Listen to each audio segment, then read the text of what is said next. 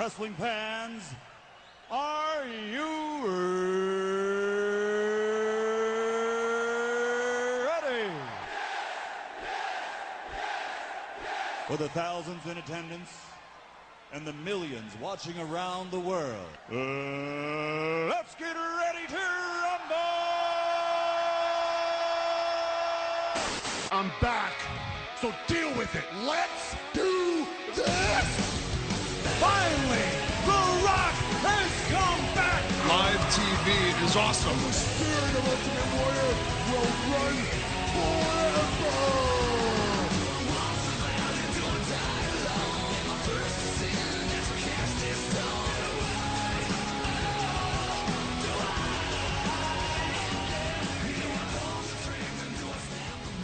Welcome back, folks, to WrestleRant Radio right here on EC Radio for April 28th, 2015. I am your host with the most, Graham Jason Matthews, sitting alongside the very always excited RJ, ready to talk about Extreme Rules, Raw, King of the Ring, and much, much more. RJ, how's it going today? Doing good tonight, Graham. On the eve, or actually not on the eve, on the night of one of my favorites, Alex Riley's birthday. I know he's not a favorite out there, but Alex Riley, hashtag say it to my face, hashtag you're dismissed, celebrating his 34th birthday here today, RJ. Are you pumped about that? The theme song you like, though. He's got a good theme song. I guess. But still, we're talking about King of the Ring. We're about to get into that, which is something you do care about. And you did enjoy King of the Ring on Sunday. Or, excuse me, Extreme Rules. Yeah, I did. So we're about to get into that. But we are being joined here today by a very special guest at Raw's Gibby, Zach McGibbon, fellow podcaster. Zach, how's it going today? It's going good, guys. How are you? Doing good, doing good. All the more insight, all the better. So, like I said, it's not on? I don't think so. Let's see. There you go. There we go. Are we on? Are you on? I don't know. Am I on? Fuck. Is it even on? I don't know. I don't know. I can't hear you. Let me see if it's working. There's some technical There we go. There we go. There we go. So introduce yourself once again, RJ.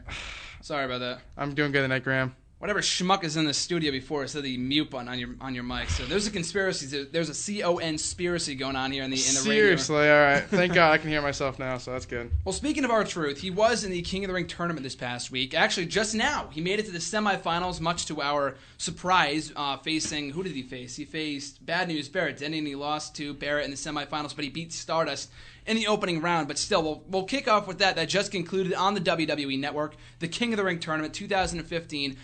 Back for the first time since 2010, being won by the very own Bad News Barrett. So I'm very happy about this. I'm a huge Bad News Barrett fan. I think it's great that he's finally getting pushed, but take it with a grain of salt. The guy's been pushed in the past, and Sheamus, when he won King of the Ring, he lost every single match he was a part of. So you got to wait and see. But RJ, any initial thoughts on the 2015 King of the Ring tournament? I thought it was good. Some people, I think the lineup could have been a lot better. I think it was kind of like the best of the mid-card, I guess, besides R-Truth. I don't even know why he was in it. We were talking about this earlier. R-Truth and Stardust should not have been a match. Should have been R-Truth and Harper and have Harper going further. But Wade Barrett's good for me. Hopefully he drops the Bad News stick, and hopefully he's treated right. He's been pushed and de-pushed so many times. The guy just needs some direction. So hopefully this King Barrett stuff works out for him, and he gets back to his line of work that he had when he came out of the Nexus. I'm hoping so. The guy's he hasn't been really given many breaks, and when he has been, he's either literally gotten broken his arm and whatever. I mean, he's had so many injuries over the years. But, you know, they give him these stupid-ass gimmicks, and then they expect him to get them over, in which he does, but then they pull the rug right underneath him, right from underneath him. They told him to stop delivering bad news and all this other stuff, so it's been really weird, the booking of Barrett the last couple of months. But I do look forward to seeing how he progresses as King of the Ring. I mean, he's a fellow European, the third consecutive European to win the King of the Ring tournament. But like I said before, though, Sheamus was not very well booked when he won the crown, when he won the tournament 5 years ago. So only time will tell as far as how Barrett will be booked going forward. I mean, this is coming off of how many months of losses for Bad News Barrett? This guy's been so badly booked since he came back from injury back in January. So I'm hoping for the best. I've got my fingers crossed that big things are in store for Mr. Bad News. But Zach, what were your thoughts on the King of the Ring tournament, the combatants, and the eventual winner, Bad News Barrett? I was fine with the King of the Ring tournament. I thought it was pushed way too quickly. I felt it should have been expanded out a couple more weeks. Maybe just go make a 1 month long thing and maybe sell your final at Payback. But I did like this tournament. I'm fine with Bad News Barrett being the King of the Ring. I do think this could lead to something in the future for Barrett, but as you mentioned before, The last time the King of the Ring was won by Sheamus, he was not booked very well at all. In fact, he lost almost every single match. So take that with a grain of salt, as you mentioned. But hopefully this renews some sort of push in Barrett, and maybe we get some more interesting ideas with Bad News Barrett delivering some bad news from a throne, maybe, since he is the king. Mm-hmm. So who knows? We'll see. Something like that would be really cool to see. But as you mentioned, though, Barrett is the guy that's been, I don't know, the guy's been so horrendously used since he came back, much less over the last 5 years. But you made a really good point in that the King of the Ring, in that I read a report just before, like about an hour or two ago, and how legitimate this is, I mean, you never really know. Like we said, we got to take everything you read with a grain of salt that you read on the internet, much less, the dirt sheets and whatever. But I guess there was a rumor, there was plans at one point to stretch the King of the Ring tournament out for a few weeks. And I don't know why they rushed it to only 1 week, but I do like the aspect that it's on the WWE Network. I'm not saying do it all in one night as they have before. They've done that with the 08 show, the 2010 installment. I think, as you said, it would have been better had they stretched it out a little bit more, not to just back-to-back nights, and maybe do the finals at Payback or whatever. There was a lot of speculation as to whether to bring back the pay-per-view itself, which I think would be really, really cool. The King of the Ring pay-per-view hasn't been around since Lesnar won it back in 2002. And I thought that was a cool show, and they can bring that back hopefully down the line. This was only a test run, but more WWE Network original content, the better, which I think is awesome for the network. A lot of cool stuff coming up this week, but I do agree that it should have been stretched out a little bit more. RJ, do you feel like it could have been expanded upon a few more weeks, or do you think just the 2-night deal was fine? I think for who was in it, I think the 2 nights were fine. I think if we had more main eventers in it, I think they could have easily spread it on a couple more weeks, but there wasn't that many people in this tournament that people were really interested in seeing win. I don't think most people really cared. Once Ambrose got out, I don't think people really cared, and Ziggler at that point. But I think if you had the guys like Reigns, Wyatt, Cena, Rusev, any of those guys, like even Rollins could have been in it, people would have been more interested, and they could have easily expanded more than the 2 nights. But I think they just test run and see what happened. But how good can a 2-day test run really be? Well, I mean, I think that for the combatants alone, I think the booking of it was weird. I mean, my major flaw with it was having R-Truth in there, much less win and get him to the next round. I mean, at the expense of Cody Rhodes, Stardust, whatever, I thought it was stupid. But that being said, though, I feel like they could have been doing so much more with this tournament in terms of the combatants. And, I mean, you can only expect so much when they throw it out there at the last minute. I mean, they threw it out there as literally, you blink and you missed it, the advertisement for the tournament. And I feel like they could have been doing more with it. But that being said, though, I feel like with this tournament, if you put more people that more people cared about, like you said, Ryback and Wyatt and all those guys, it could have fared better. It could have fared better for the tournament itself. And maybe, I mean, like what was the opening match tonight in the semifinals? The second semifinals was Barrett and Neville, or Barrett and R-Truth R-Truth and Barrett. And the first one was Neville and Sheamus. Yeah. So I feel like by that point, when Neville won, Barrett's gonna win. Like, there's no excitement. Why not just flip it around? Or, I don't know. I feel like the way they could have booked it could have been a little bit better. And the stuff with Ziggler, like we talked about before the show, with having him cost Ambrose the win, was a little bit weird too. Why not just have him attack him right off the bat? Like, some weird logistical issues. But still, though, I like the tournament. I like the fact that Bad News Barrett won. It's a nice little gimmick for him. And like you said before, RJ hopefully can kind of either move away from that, or as Zach said, maybe give Bad News from the throne. So I like the King of the Ring tournament. Hopefully it's here to stay for years to come, and hopefully it does a great deal in getting Barrett back on track. But Extreme Rules on Sunday night.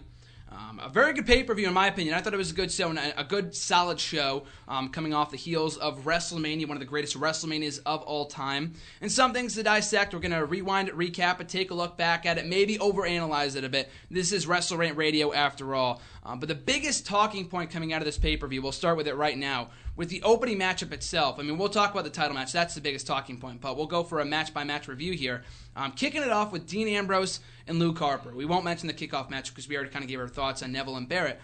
But still, I feel like with the opening match between Luke Harper and Dean Ambrose, it was a good match, and I feel like they could have been doing more, though, with those guys on the streets of Chicago. With having them go out there, I feel like was something new and different.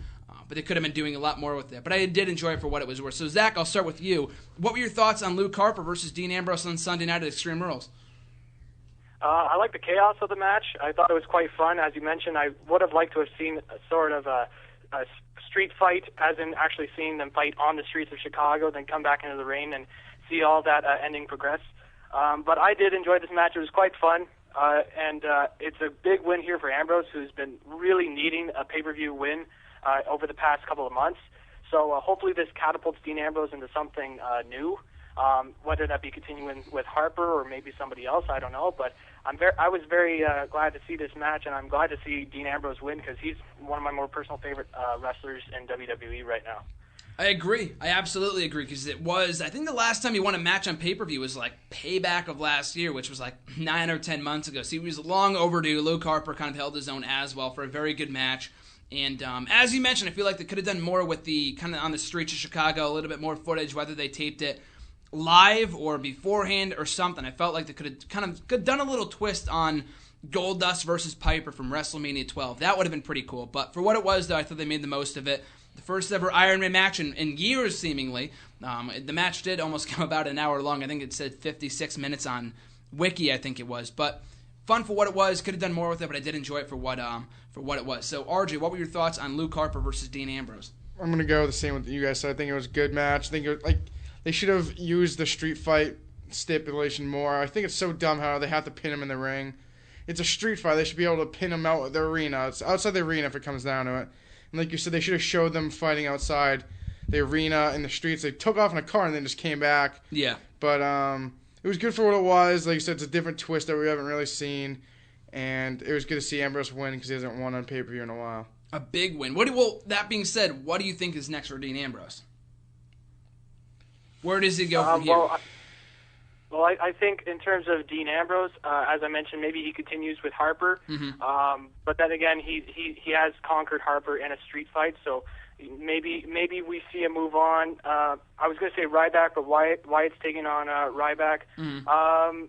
It seems like they're building something with Ziggler, even though he is facing Sheamus. Maybe we'll see a triple threat, a payback between Ambrose, Ziggler, and Sheamus.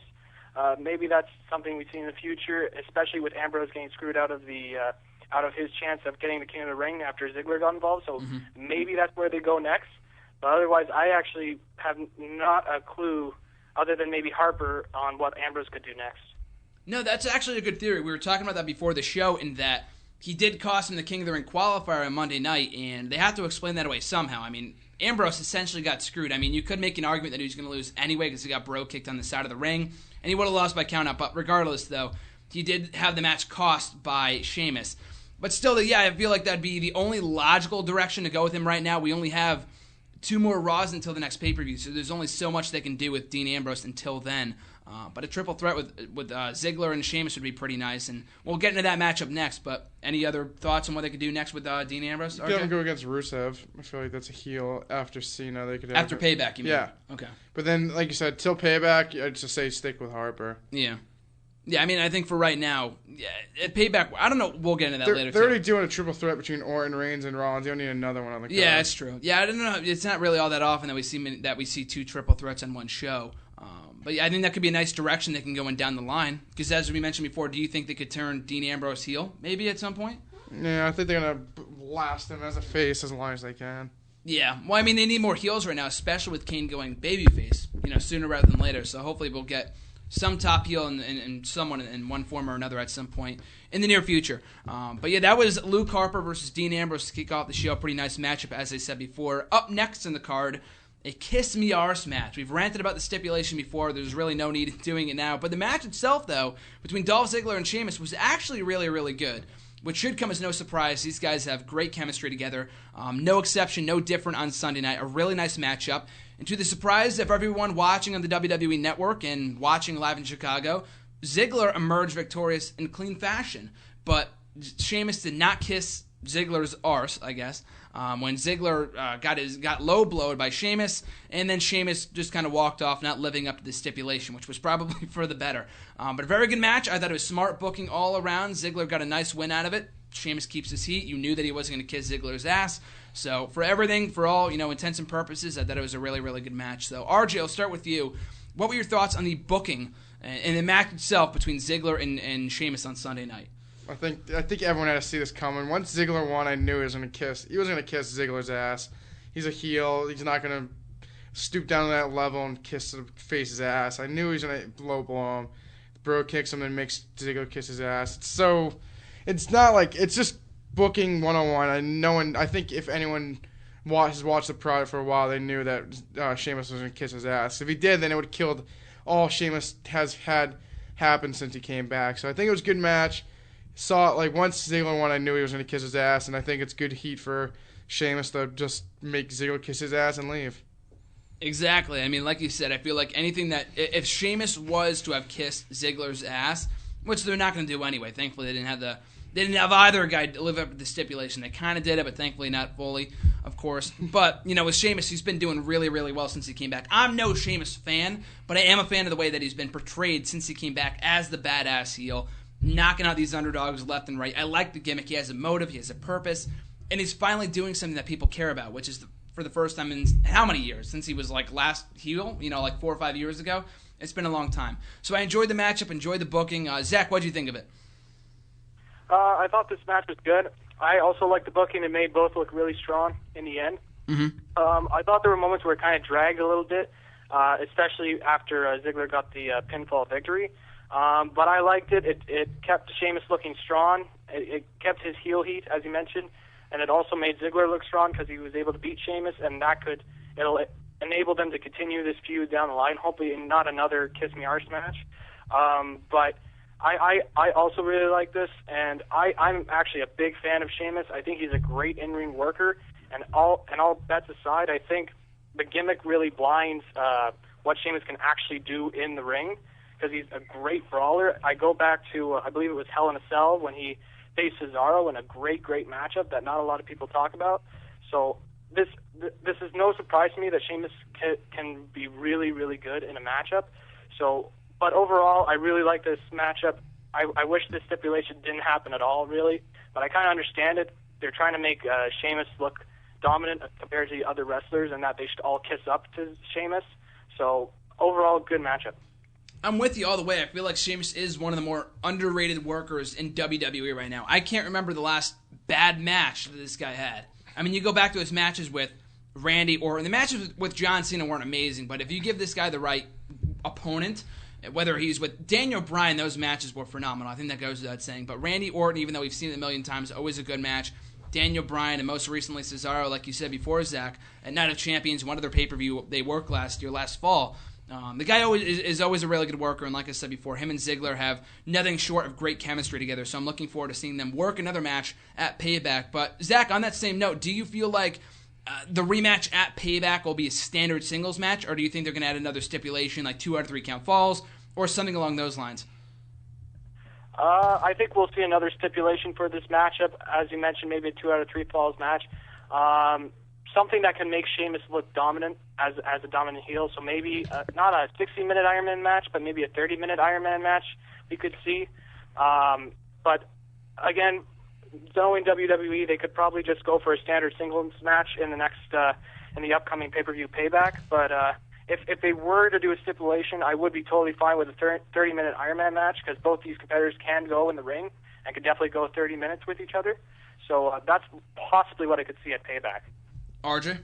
Probably like falls count anywhere. Falls count. That's what I thought they were going to do the first time at Extreme Rules, but they didn't go that direction, obviously, in favor of the other dumb stipulation. But falls count anywhere, though. I feel like that could be a really nice matchup. I like the Iron Man matchup stipulation because, like I said, with the exception of Dean Ambrose and Luke Harper, technically, we haven't seen an Iron Man match in WWE since like 2009. I want to say. I think Orton and Cena. So it's been a while, and I feel like if there's any 2 guys in the current roster that could pull off an Iron Man match, it would be Ziggler and Sheamus. So falls count anywhere, Iron Man, whatever it may be, I feel like they will have a blockbuster bout at Payback in the next couple of weeks. So that was a nice matchup. Up next, and what a lot of people are calling the match of the night, and one of my favorite matches of the night, if not my favorite matchup of the night, the tag team title matchup, the New Day knocking off Cesaro and Tyson Kidd to win the WWE Tag Team title. So RJ, I'll start with you. You were not happy with the New Day winning the title. So I want to get your thoughts on that and the match itself, which a lot of people are raving all about. I thought the match was good. It had its moments. I just don't think the New Day should have won. I think Cesaro and Kidd should have kept the belts a little bit longer than they have. I guess, like you said, they're switching them babyface and go up the chase mode, but what would the point of them losing last month to just get the titles right back from the New Day? I think it would make 0 sense, but it is what it is, and I just think the tag team division's suffering a little bit right now. They really don't have that many at least good teams. Like Lucha Dragons weren't even on Raw last night. Primetime Players haven't been on Raw at all. Ascension doesn't even count anymore. Like right now, it's pretty much the New Day and Cesaro and Kid they have. That's pretty much it. And they just need to continue to build more credible tag teams. They have credible tag teams. They just need to build them up more. I mean, Lucha Dragons are good. They're over. They're on Raw more often than not. Primetime Players, Ascension are never on the show. You can't build credibility with those guys if they're never on the show. But I do agree, though. I feel like, even though I'm not a huge fan of the New Day, I feel like putting the belts on them, like I said before, is only going to make them more hated by the audience. That's the only reason why I was for it. Like, when it first happened, I'm like, oh, you got new champs in the New Day. Because the Cesaro and Kid, like you said, they won the belts, 2 months ago at Fastlane? It really hasn't been that long. But the New Day, though, in winning the belts, will get them more over as heels. And I'm not going to say they've been flourishing, but they've been doing really, really well. A lot better than they were before. I mean, that's saying a lot, because before they were atrocious. So at least in this role, they're taking it, they're running with the ball, so that's great to see. But, Zach, what were your thoughts on the matchup and the crowning of new tag team champions? I wasn't too big of a fan of the New Day winning the tag titles either, but looking at it now, this is a great way to really bring some heel heat over to the New Day. They're still technically, I'd call them tweeners right now. They're still trying to act like faces, but they're getting booed. So this will give that slow burn to eventually make them full-out heel, and maybe we'll see some sort of explosion by New Day on the crowd, just being totally upset. But I do kind of like this setup. I would have liked to have seen Cesaro and Tyson Kidd retain and maybe just hold it a little bit longer for the Lucha Dragons to eventually take it over, whether that be Payback or SummerSlam, whatever. But I totally understand this booking decision, and I'm in full support of it as long as it gets them heel heat and it just makes them look better going on. And eventually they better turn heel, because there's no way they're going to move forward with them as faces. And especially if it means we get more matches like that. Like, I can't honestly tell you the last tag team title match that we got that was that freaking... I mean, actually, last year, the Wyatt family matches that the Usos had with them, last summer. Okay, so I digress. But since then, in the last year, we have not gotten that great of a tag team title match. And I mean, I've said this before, the New Day, their gimmick is crappy as all heck, and they're finally turning them, thankfully. But, I mean, what you can't take away from them is that they are incredible athletes. All three of them. So, and I don't know if they'll do the Freebird rule. I don't think so. But if we can get more matches like that at Payback and whatever else it may be, I think we're in for a great feud between these two teams. And especially if they can go full-fledged babyface with Cesaro and Kid. I'm hoping to hear them on the mic at some point, kind of explaining them going babyface. I don't expect it, but it would be nice, though. And Cesaro and Kid are already over as it is. I mean, they were getting booed. But if you really dissect it, they have babyface-like offense. Like the spinning, the Cesaro swing, and then you have the drop kick from Tyson Kidd. A lot of their stuff is crowd-pleasing offense, so that's going to get them over instantly anyway. But really, really good matchup. Like I said before, what a lot of people call the match of the night on Sunday night, and I can't argue with that. I thought it was a great matchup that I really enjoyed. Not a huge fan of the titles changing hands either, but in the long run, if it makes sense, if they have a nice long reign with the belts, and either Cesaro and Kid get them back down the line, or they knock off, or the Lucha Dragons knock them off to win those belts at some point down the line in at SummerSlam or whatever, we could be in for a better state of tag team wrestling at some point in the near future, hopefully. So that being said, up next, another one of the marquee matches from the event at Extreme Rules, a Russian chain match for the United States Championship, essentially having the same rules as a strap match. So I thought it was a good match, a lot better than it had any right to be. But before I go any further with my thoughts on it, Zach, I want to get your thoughts on it. What did you think of the Russian chain match on Sunday night? Were you a fan of Cena winning and retaining the United States Championship? And where do you see the feud going from here now that it's already confirmed for Payback in a couple months or a couple weeks? Well, I thought this I quit strap chain match was much better than the previous chain/strap matches that we've seen in the past. But saying that, though, I wasn't too much of a fan of this match. I thought there were moments where it really, really dragged, and there were some exciting moments, especially the end between Cena and Rusev. There's just some stuff that kind of got me confused. Cena doing the AA at the end, doesn't that kill his forward momentum that they've been pushing so hard throughout the entire match? There were some confusing moments during this matchup, but overall, this was definitely one of the better strap matches.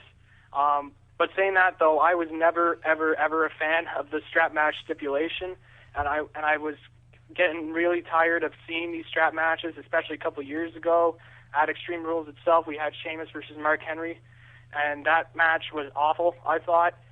So going into this one, Rusev and Cena definitely have much better chemistry than Sheamus and Mark Henry. But saying that, though, it was still a strap match, and I wasn't really looking forward to it.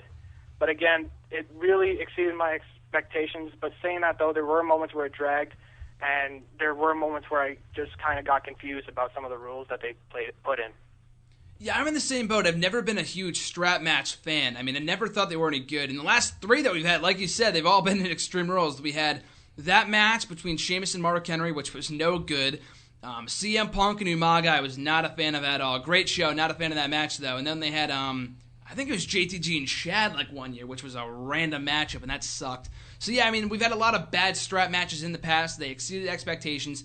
And I mean, personally, I thought it was better than the WrestleMania match, which I thought was good. Their Fastlane match is still my favorite, but I thought this bout was better than the one they had at WrestleMania.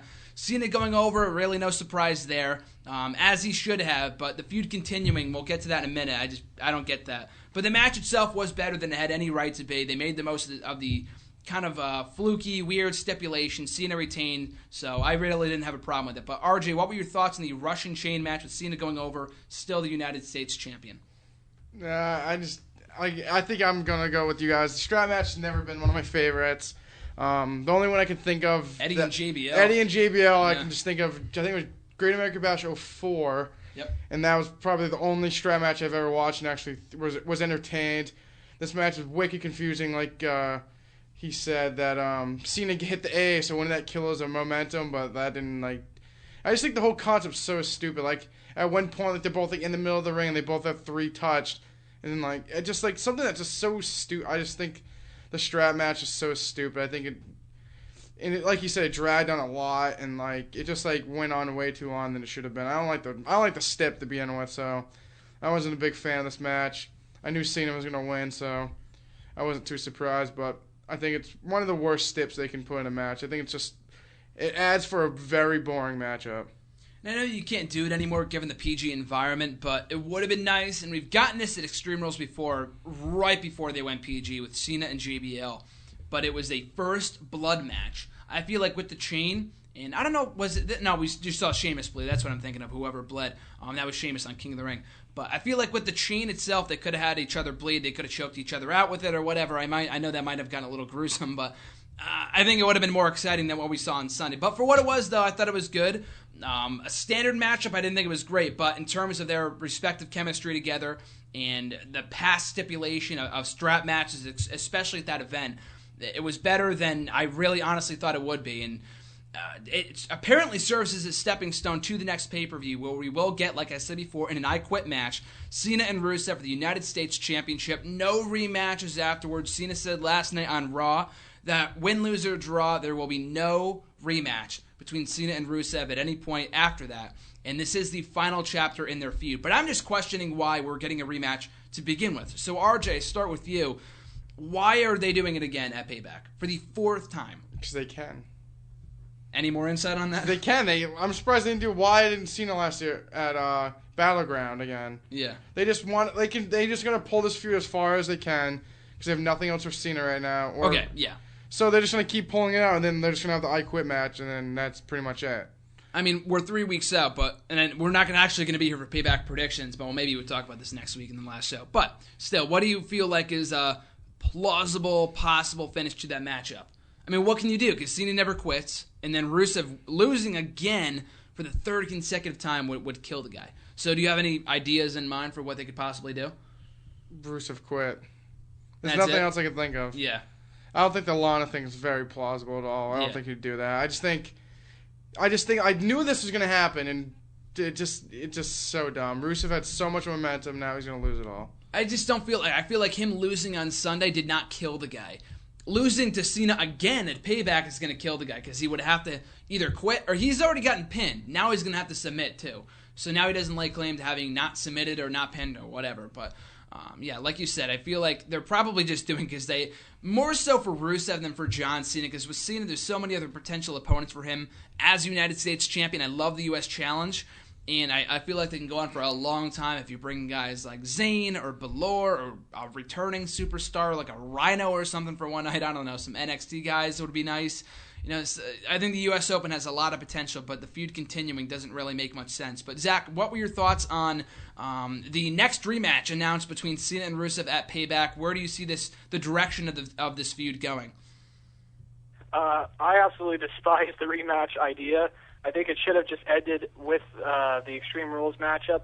It makes no sense, especially with a guy in John Cena whose whole motto is never give up. You're putting him in an I Quit match with Rusev. It's just ridiculous to me, and it's not going to help out Rusev in the end. The only logical thing I could think of that they could do for this I Quit match is do something similar to what happened back in 1999, the Royal Rumble between Mick Foley and The Rock. You have a fake voice go over the microphone saying I quit, but that's maybe the only thing I could think of that could make both guys seem legitimate, especially Rusev, because Cena doesn't need this matchup, but Rusev really needs this matchup in order to really maintain his momentum, because I really do see Rusev facing Brock Lesnar down the road. It could set up some awesome matches between Rusev and Lesnar, and in this, maybe you have Rusev, this is just fantasy booking, but you'd have Rusev make Cena quit, and you build him up as this unstoppable force. After Lesnar's done with his little feud with Rollins, which I think is going to happen next, you have Lesnar face up against Rusev, two unstoppable beasts, and you finally have it climax at WrestleMania. That's what my thoughts is on that, but the only logical thing that I think WWE would do would maybe do that similar Mick Foley thing back in 1999 with the voice thing, but that's just my thoughts. I love the idea of Rusev and Brock Lesnar. I loved it a little bit more before Rusev got beaten. I think as him as an undefeated monster would have been nice, but you could still do it. I mean, like I said before, Rusev, just because he suffered his first loss, isn't dead in the water. He might be after Payback if he loses to John Cena again. And we talked about this last year. But, I mean, we were complaining about when the Wyatt-Cena feud continued. I mean, why are they doing another match? And in that instance, I got it. Because, one guy, one win apiece, whatever. In this instance, one win apiece at WrestleMania and Fastlane. Cena wins at Extreme Rules. Cena's 2-1. Why do you need to do another match? I just, like you said, RJ, I feel like they're just doing it because they need another feud for John Cena, so let's just continue this one. Thankfully, there's only 3 weeks until Payback. It's not like 4 or 5, so we won't have to sit through this for much longer. But, hopefully it's worth it in the end. I fear that they're just going to have Rusev get beaten, but the whole I Quit match, like Zach was talking about from Royal Rumble 1999, I know they did it with Miz and Cena, I think, when they had their I Quit match a couple of years ago. And, they have very short-term memories, so they probably don't even remember that, and they'll probably do it again anyway. But yeah, I'm not a fan of the rematch, but the match on Sunday itself, that was good. After that, we had the Divas Championship on the line. Naomi contending for the Divas Championship against Nikki Bella in a pretty good matchup. I mean, the crowd wasn't really all that invested in it. It was two heels, so I wouldn't really imagine they would. But they didn't hijack the match or anything like that. They were respectful. It was a good match. Nikki Bella won with the interference from Brie Bella at ringside. So Nikki Bella is still the Divas Champion. So RJ, as a Bella Twins fan, what were your thoughts on the matchup? Nikki Bella still the Divas Champion. And your thought, like what we were talking about before, the character development with Bray and Nikki, like what's the deal there? Loved the victory by Nikki Bella. I think I was the only one predicted on WrestleRant predictions last week that Nikki Bella would retain the strap. I think she's just she's developed into a great champion. I think she's a great in-ring worker from where she started. I feel like when they debuted a few years ago, they weren't really that good. But I think Nikki's has come off as like a big diva now, and I think it's good for her. I didn't want Naomi to win. I don't think she's a good heel at all, but it was nice to see Brie get involved after Naomi hit her at ringside, and then Nikki wins with the rack attack, which is a great finisher in my mind. But and then just on to Brie, I feel like Brie Bella has zero direction right now. She ever since the Stephanie McMahon, her and Nikki did their whole thing, she really hasn't done much. She hasn't won a match. I couldn't tell you the last time I saw her win a match. And I just think that they just have all their chips on Nikki right now because maybe Brie's leaving soon that we don't know about, and who knows. But I think Nikki can go. I think they built Nikki strong enough that she could go single, and if Brie left, she could split away and have her own Nikki Bella, like the brand of her. I think they they built her up strong enough that she can split away from her sister and be successful. I could absolutely see that being the reason why they would be not burying Brie Bella, but not giving her enough attention as they are Nikki, because if she's leaving. We saw in Total Divas late last year, whenever the season finale was, that they might be contemplating leaving. I don't see that happening. I think Nikki's definitely staying around. Brie, maybe. But yeah, I feel like they need to do more to kind of explain why she went heel in the first place, and that was months ago, and why she went back babyface. But it is what it is. The match itself, though, I thought was good. I didn't really have an issue with Nikki retaining. They're probably going to do another rematch at the next pay-per-view anyway. And like you said, you're not a fan of Naomi as a heel, but infinitely better than what they were doing with her as a babyface. She's a natural babyface, but the new theme, 2 thumbs up. Only if only for the fact that it's better than Funk is on a Roll that we've been hearing nonstop for the last 3 years. But yeah, I think with Nikki Bella, I mean, I've talked about this before with you, RJ. I'm not the biggest Bella Twins fan by any stretch. We know. But they have come a long way, especially Nikki, more than anything else, in terms of her character, and especially in the ring too. She can have a good matchup with AJ, Nikki, or AJ, Paige, Naomi, whoever. So I think keeping the title on her for right now is fine if they intend to continue the feud going into Payback. So Zach, what were your thoughts on the Divas Championship match on Sunday night? I'll give credit where credit is due. Nikki Bella is definitely getting a lot better from what I've seen from her. But saying that, though, I don't think her character is as good as people are saying it is. There are moments where she is a good heel, but then there are moments where she takes it over the top and kind of does.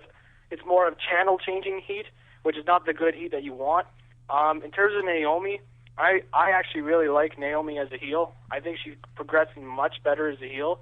But I do agree with you. She's a much more natural babyface. But saying that, though, she's really flourishing with a heel character, and she's actually starting to show more character with that heel run. And I actually thought maybe we were going to see Naomi pick up the title here just to show her as the top heel until Paige comes back and sets up a Paige versus Naomi Divas feud. But now it looks like we may just get a triple threat feud. But other than that, the only problem I have with Naomi, I just find her very inconsistent in the ring. She has her moments where she's really, really good, and then she has her moments where she can just really, really not do very well in the ring at all. But other than that, this matchup was fine. It was your standard Divas match, but yeah, nothing too much else to it. The thing with Naomi, I feel like, is that she's, like you said, she's really, really good. She's extremely athletic. She's one of the bright prospects they have right now in the Divas division. But she's still progressing, and maybe that's why they didn't give her the belt here. I don't know, but I feel like she will continue to get better in time. And the character development is there, like you said, I feel like. But the in-ring work still needs some improvement. I feel like she will get there in time. And as you said, it's pretty obvious. They're pretty much setting up Paige versus Naomi for the belt down the line. They'll either do a triple threat at, not Payback. I don't know when Paige is due back. Maybe at Money in the Bank or whatever, Battleground, whatever pay-per-views are in the summer. But that seems to be the direction they're going in, so I don't really have an issue with that. But yeah, the match, for what it was worth, served its purpose. Good match. Could have used some more time in terms of getting the crowd behind it and whatever, but that's just due to the fact that Naomi, while she's coming along as a heel, they just don't really know how to react to the Bella Twins right now, whether they're baby faces or heels or tweeners or whatever. I guess we'll find out in time, but they could be doing a little better on that front in terms of giving the Divas something to latch onto. Up next, though, in terms of unexpected, pleasant, surprising matches of the night, pleasantly surprising matches, the last man standing match between Big Show and Roman Reigns, which had every right to be a massive train wreck. But it was anything but. I thought it was a really, really good match. I'm hesitant to call it a great match, but I thought, I'm probably just thinking it's really, really good because it's Roman Reigns and Big Show. Because, you think of the other matches they've had, they just have not been good. Easily the best match they ever had. And the stipulation worked. Roman Reigns looked really, really good in victory. Big Show was not on Raw last night. I don't know what that means, whether he's gone for right now or just for this week. Fingers crossed he's gone for the time being. We can only hope. But I thought the match itself, that was really, really good. So, Zach, your thoughts right off the bat in the last man standing match. Do you feel they exceeded expectations? Oh, yes, they definitely exceeded expectations in this one, exceeded my expectations as well. I was expecting this match to really bomb, and I didn't really want it to happen because I am starting to grow into Reigns more. He's starting to get progressively better each week, even with his promos. I still don't feel he's just ready yet for that main event scene. I still think he just needs a couple more matches. Maybe you have him go up against Rusev after he's done with Cena, just some of those guys, and then you start to ascend him up the ladder a little bit more. But he is getting progressively better. This matchup I found was very good. The beginning part was quite boring, I thought, to start off with, just kind of walking around, lying down. But it really picked up, and that ending with Reigns just spearing Big Show through the table and then putting another table on top, that was quite awesome. And I did like this matchup, and it actually made Reigns look really, really good in the end. And hopefully this leads to his title match down at Payback down the road. And a third consecutive strong performance by Roman Reigns on pay-per-view. A really good match with Daniel Bryan at Fastlane, an amazing match with Brock Lesnar at WrestleMania, and then this match on Sunday night. He's coming along very, very well. And as you said, I don't think he's 100% ready yet for that title reign, for the reign as WWE World Heavyweight Champion. Maybe by SummerSlam, maybe a little bit past that, but I have no issue with him in the main event of Payback, and we'll get to that in a little bit. But the match itself, though, a lot better than I thought it was going to be. By far, I thought it was going to be like one of the worst matches of the night, if anything. As you said, RJ, you said it was your favorite match of the night, so please explain. I just thought it was one of the better, like you said, the best match they've had together. I was pretty intrigued throughout the whole match. Like you said, it was just so much better than what they've had before. Loved the spear through the table, through the ring barricade, and the only thing I had a problem with was him burying Big Show. It's been seen 100 times. Cena did the same thing to Wyatt last year at Payback with the, I think it was a table. I don't even know what the hell. He buried him. He buried him with something, a barricade that he couldn't get up with. Steel steps. Steel steps. Okay, but besides that, I didn't really have a problem with the match. That was good. It was the best match of the night, so good for Roman Reigns and Big Show. You know what John pointed out to me? Last Man Standing match 2 years ago, Royal Rumble, Del Rio and Big Show, same person, when he put the commentating table over him to win the World Heavyweight Championship. Remember that? It was on SmackDown. Mm-hmm. Same exact thing happened. So like you said, they always end these matches the same. Like, why can't we have something like when Cena went through the light, like at Backlash? Like, that was great. That was innovative. I know you can't do that exact same spot again, but instead of burying somebody, not like figuratively, but in this case literally, in terms of a commentating table, we've seen it before. Yeah, the finish I was not a fan of. They could have just done the spear and that was it. Like, I thought that was great. That was a great visual, and they could have just ended on that. But really, really good match. Looking forward to Roman Reigns continue to ascend towards the main event spot in months to come. His progress is coming along very, very well. So we get to the main event for the WWE World Heavyweight Championship, a steel cage match with stipulations galore. It was a steel cage match. You had Kane as the special guest referee, or the guardian of the gate, and also the RKO band. Whether it was Orton using it or everybody using it, I really have no idea. People have been going back and forth on that, but it doesn't matter. Seth Rollins is still the WWE World Heavyweight Champion regardless.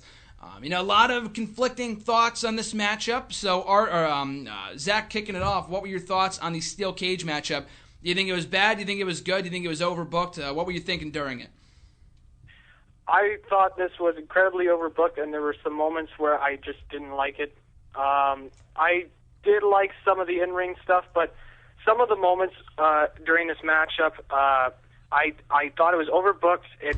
The climbing of the cage by Noble and Mercury just totally gave way of Orton's reasoning of picking the steel cage in the first place was to get people out, which did absolutely nothing for him in the process. The one thing I was confused about, not Triple H, Randy Orton doing the pedigree to Seth Rollins. While it was a cool move, why did he have to do it? I still don't understand why he did the pedigree. They never explained why. It's not sort of a attack on the authority. It's just kind of a move that he did.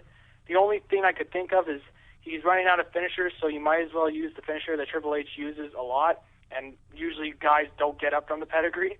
And again, I thought there was just way too many moments, and I didn't like the ending with the, as Rollins referred to it, the SKO. I thought it just totally went against the stipulations, and it was just confusing right at the end. I thought it was just too crazy, too much commotion, that it really bogged down the quality of this matchup, which I think was there in terms of in-ring stuff, and there were some cool moments, but it was just so overbooked to the point where I just felt it was just it really dropped in terms of quality. I thought it was overbooked as well. I mean, with steel cage matches, it's been the norm. I'm not saying it's okay. It's acceptable, but we've seen this. We saw it with Cena and Wyatt last year. I hated that match, but I know you did too, RJ. Hated Cena and Wyatt last year for all the interference from the Wyatt family. This year, no different with the Authority, with J&J Security. You have Kane coming in, which you had to be seen coming, But the finish itself, I thought, was good. I mean, I thought the RKO spot was good, and I know RJ liked it as well. So, RJ, if you want to explain, I want to get two sides of the fence here. Why did you like it? Like the match or the finish? Well, the finish itself, and then the match. I think the finish was great because he was pretty much saying that Orton can use the move, but you can't use your move, so I'll use it instead. And it had a great story because, the heel uses something that's banned, and people, were confused, was it banned or was it not, or, only Orton could use it, I think it was just a great heel tactic for Rollins to use Orton's move that he banned from the match and then just escape the cage like a little weasel that he is. Instead of pinning him. Yeah, so Orton didn't lose by pinfall. So I think that was great. And then, like you said, the match, they had too many interferences, but come on, it's steel cage in 2015. It happens all the time.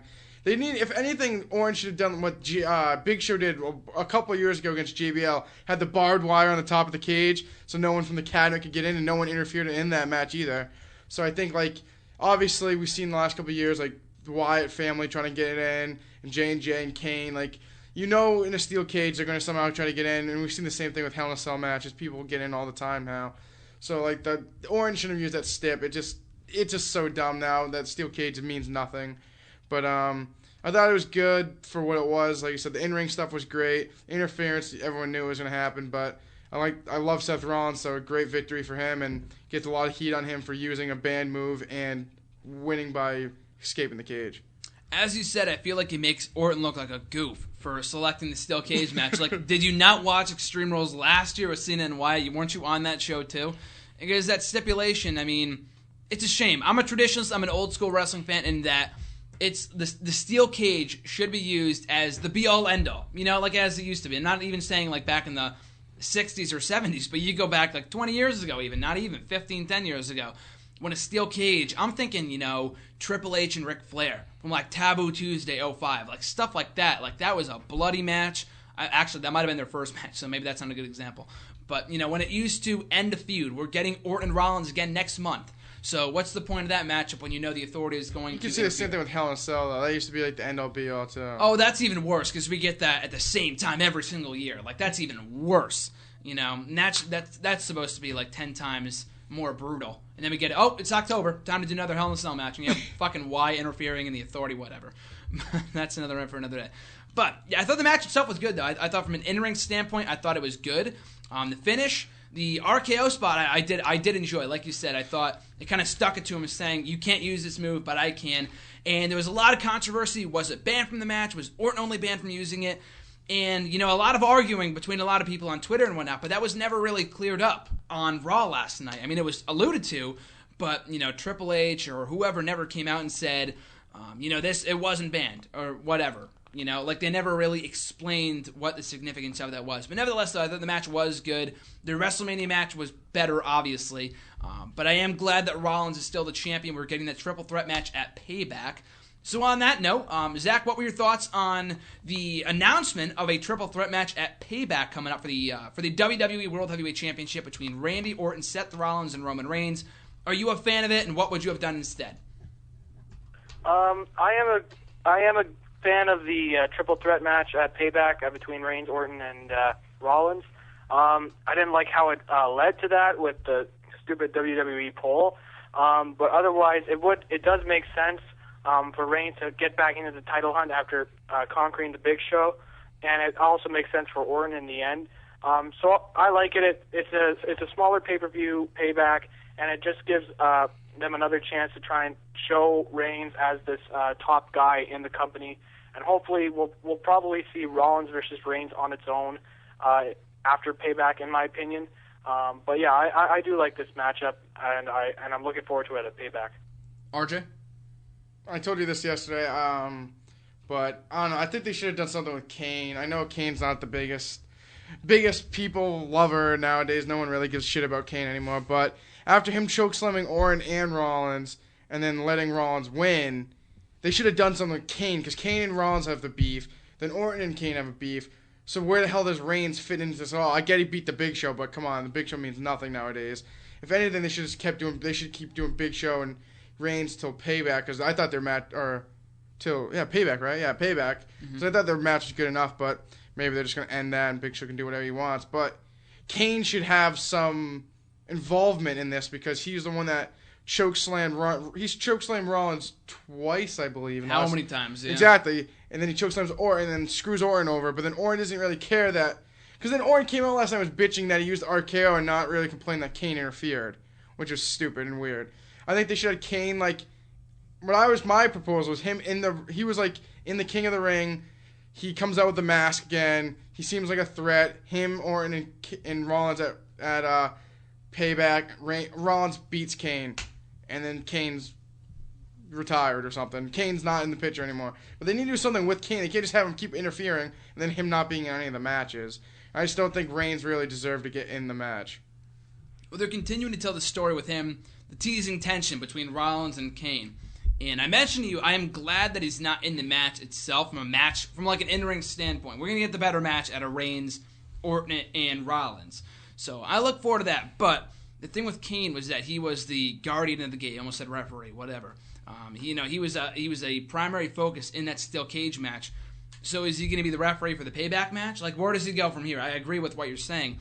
And I feel like they have to blow that off in some form or fashion, whether it's him and Rollins at whatever the next pay-per-view is after that, Money in the Bank. Like, a year after Kane helped him win the Money in the Bank briefcase. I don't know if they would. They've actually been alluding to that, so maybe that's in the cards. I'm not really sure. Maybe they could do, like, him versus Kane at Money in the Bank, and then they do Reigns and Orton, whoever wins next match against Number Rollins. one contenders match. Number one contenders match, and then Reigns would win. I'd hope, because Orton just... Yeah, he's done. Yeah, Orton's great, yeah, but I feel like Reigns is next in line. And then it'd be Money in the Bank. Battleground. And SummerSlam. And then they have, this should be great. They could do Rollins and Reigns again at Battleground. Lesnar comes out and screws them. And then they have Lesnar and Reigns. Lesnar and Rollins at SummerSlam.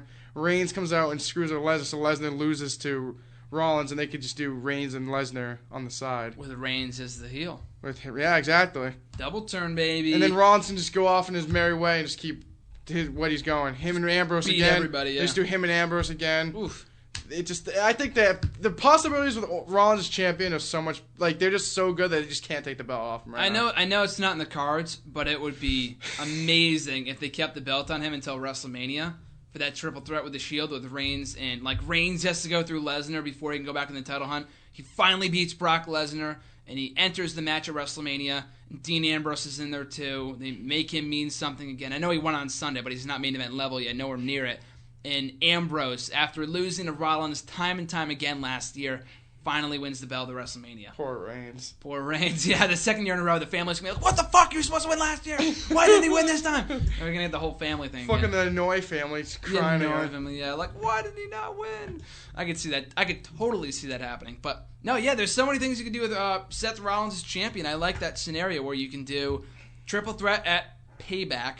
You could do Rollins and Kane at, Money in the Bank. Battleground, Rollins and Reigns, and then Lesnar and Rollins at SummerSlam. I think, like I said, we said this before, but I think Rollins needs to hold it till at least SummerSlam to make his WrestleMania victory seem, like, amazing. Yeah. Like, if he drops it next month, I'd be like, yep, there goes that match. Yeah, like, exactly. One of the greatest moments of WrestleMania history ruined in 2 months. It'd be like, just like Survivor Series, though. It can't push it by WWE. It gets fired and comes back next week. Not their fault, but Daniel Bryan's big win ended up with him having to vacate the belt. Yeah, but that wasn't their fault. It was bad timing. It was bad timing, but I feel like his reign would have been better if he held it until SummerSlam and he got squashed instead of John Cena. Like that was still in the plans regardless. It just ended up being Cena instead of Bryan. He would have had a better reign if that was the case. But nevertheless, though, that should be a really good match. Final topic here, though. We've been speculating about this a lot. Who's Bray Wyatt's next opponent? It was revealed last night. It is Ryback.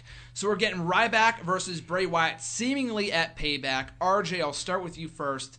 what are your thoughts on this feud? I know you have two minds on it, so I want to kind of get your thoughts on who you think should win. Should it even be happening at all? And what feud would you be doing with Bray Wyatt instead? I think it's something for Bray Wyatt to do. There's no really other faces you could really put him against right now that would make him seem legit. Like, he beat R-Truth, beat Eric Rowan. Like, those are two guys that no one really cares about right now. So, him against Ryback is something to do right now. Wyatt should not lose to Ryback, at least, not even once. No way he should lose to him. And then hopefully Bryan will come back, and then they need to do Wyatt and Bryan for the belt. Wyatt finally winning the belt and finally winning a title so he can build some credibility to possibly be in the WWE World Heavyweight Championship picture. Like I said, I was pretty pissed about him losing the Undertaker. And me and John had that big argument, and I didn't think, like, he really hasn't done anything since WrestleMania. What I was stating, basically not. He hasn't done anything really. He's beaten R-Truth and Eric Rowan, but that's nothing on SmackDown, and which means it doesn't matter. And he's had plenty of vignettes that they're good for what they are, but you need to see him in the ring. Hopefully, I don't think the Ryback and him in the ring will be any classic or great matches, but it's something for him to do now. Hopefully, Bryan comes back sooner rather than later. Gets him in a title match, hopefully at SummerSlam, beats him at SummerSlam, and Wyatt's the new IC champion and keeps the ball running with good IC champions. They need to do a clear-cut winner in this feud. They can't do the cookie-cutter crap, like the back and forth, like I give you one win, but I get another win. Like, that doesn't help anybody. You know, if they give Ryback one win and they give Bray Wyatt another victory, it's not going to help. So it's ridiculous. Hopefully we can get a clear-cut winner with this feud down the line. But before we go off the air, Zach, what are your thoughts on the feud between Ryback and Bray Wyatt? Who do you expect to go over in this, and do you think it's the right opponent for Bray Wyatt to have right now? I am kind of interested in this feud. It's two big guys, two guys known for their brawling ability, so I'm very excited moving forward. I don't like how they met.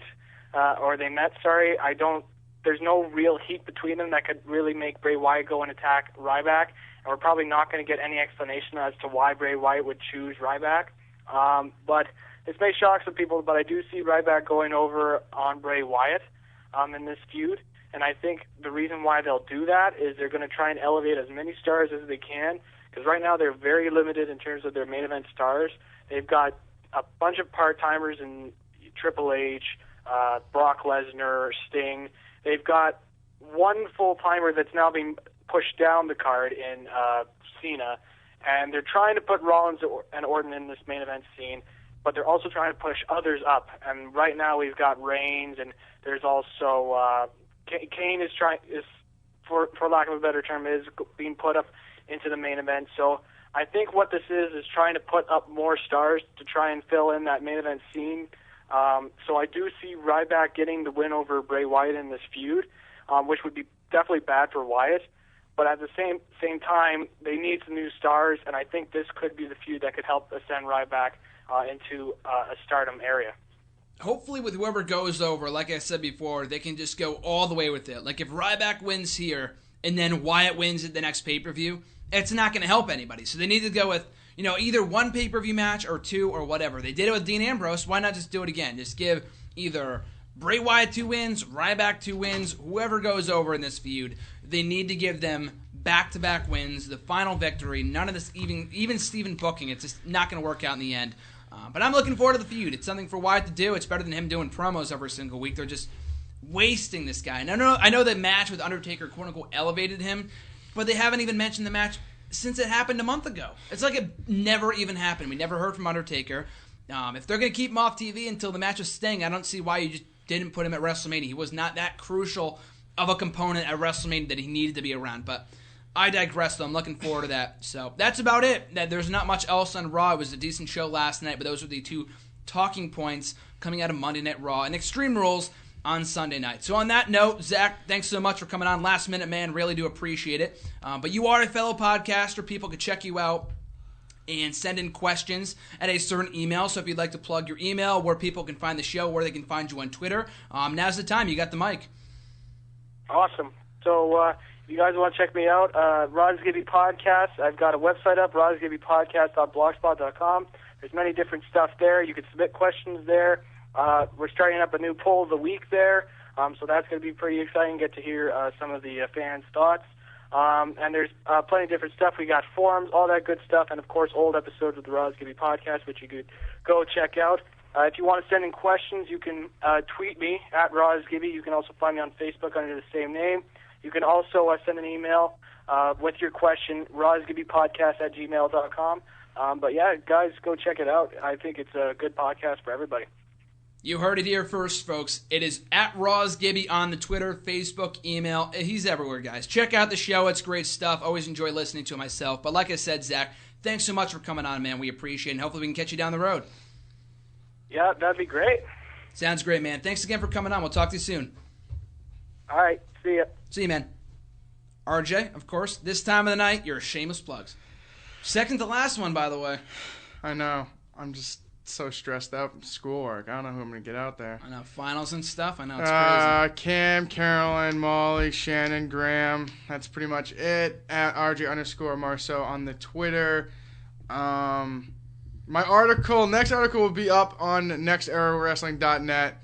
Eventually, people, there's a bunch of stuff going on right now at school. Finals, papers, projects, all this stuff's happening right now. It's not the greatest time to be. It's college, Free baby. time right now is limited, so it'll get up there eventually. Don't worry about it. But besides that, I don't know. Where's Ray? Hashtag where's Ray? Hashtag where is Ray? So speaking of Rey Mysterio, who's included on my list of the top 50 superstars in WWE history, remember that. This is not top 50 wrestlers. If this was top 50 wrestlers, Hulk Hogan would not be on this list. Ultimate Warrior would not be on this list. Guys like that would not be on here. So yours is superstars. Superstars, yes. WWE's was wrestlers. Theirs was superstars, too. Boo! Theirs was a little different. I know. Well, no, I wanted to do superstars because wrestlers is a little bit harder. Because I wasn't around, like I can't say like Dean Malenko. Like there's so many people to consider. Like Dean Malenko, all the younger guys. I wanted to go with like the cream of the crop, like people that I would know.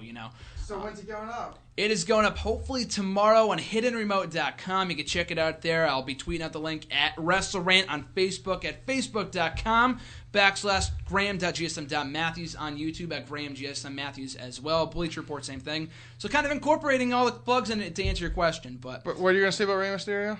Rey Mysterio is on the list, is what I'm saying. That was kind of the time. That was kind of my segue for my plugs. So it's 50 people? 50 people. The largest... No, not the largest article I've ever done. I actually ranked all the Raw guest hosts in history last year. That was bigger. Did you get any hint on anybody on any placement on the card? On the card? Anyone? Like just a hint of someone?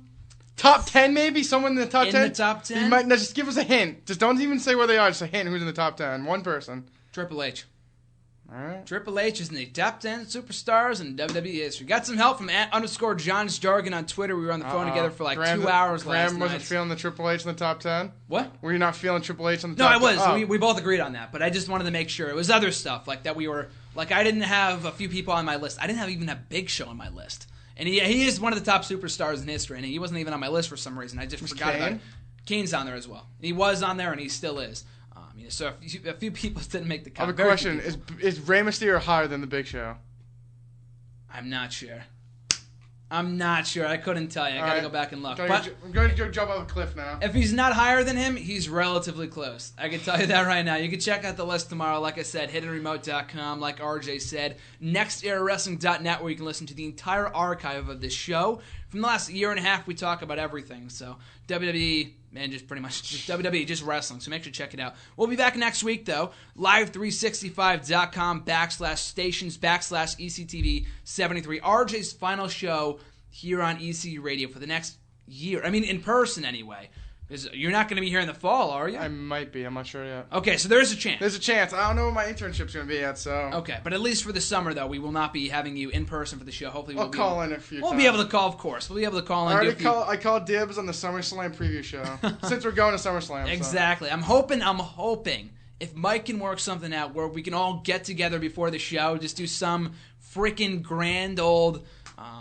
pay-per-view prediction panel podcast. Roundtable. That's the word I'm looking for. Whew. That'd be beautiful. SummerSlam, 117 days away, baby. Looking forward to it. It's a great show. I already got my tickets. We're hashtag book it. Book the tickets. Book the trip.